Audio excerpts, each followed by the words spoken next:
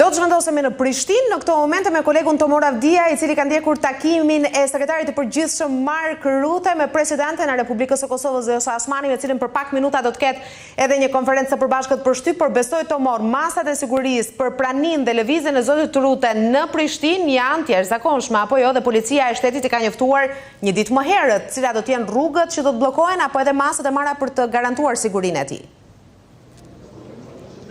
Po, sigurisht, sekretari i NATO-s Mark Rutte ka nisur para 20 minutash takimin kokë me kokë me Vjosa Osmanin këtu në selinë e presidencës. Masat nga policia e Kosovës, KFOR-i, trupat e NATO-s dhe ekspertë e sigurisë së lartë kanë marrë në kontroll të gjithë hapësirën ku janë të vendosur institucionet e Republikës së Kosovës, ku përfshirë këtu presidenca, qeveria dhe të gjithë arkun rrugor ku sekretari i NATO-s kalon nëpër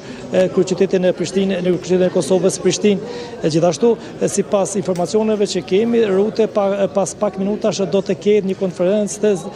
me presidenten Vjosa Osmani për të shpalosur edhe qëndrimet e tij të lidhur me vizitën e parë si sekretar i NATO-s dhe për të dhënë mesazhin e fortë lidhur me sigurinë e vendit tonë dhe rajon. Kjo është vizita e parë dhe duket që edhe mesazhet e para që do të shkojnë në adresë atyre të cilët kanë pritur këto mesazhe, jo vetëm të shtetit tonë, por edhe partnerët tanë ndërkombëtar, të cilë janë pjesë e misionit të NATO-s dhe KFOR-it. Pas i takimi, sekretari i NATO-s do të ketë një takim tjetër rreth orës 15-30 minuta me kryeministrin Albin Kurti, ku pasi takimi nuk është para që të dy krerët të flasin, por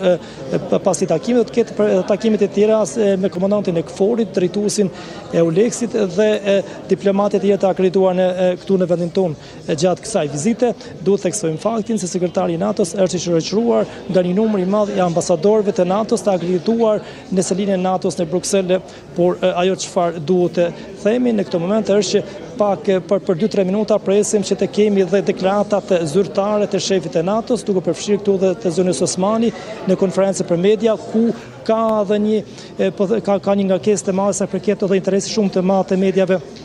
jo vetëm vendore, por mbar botërore, për të parë qëndrimet lidhur me atë të çfarë do të theksojnë këtë konferencë për media.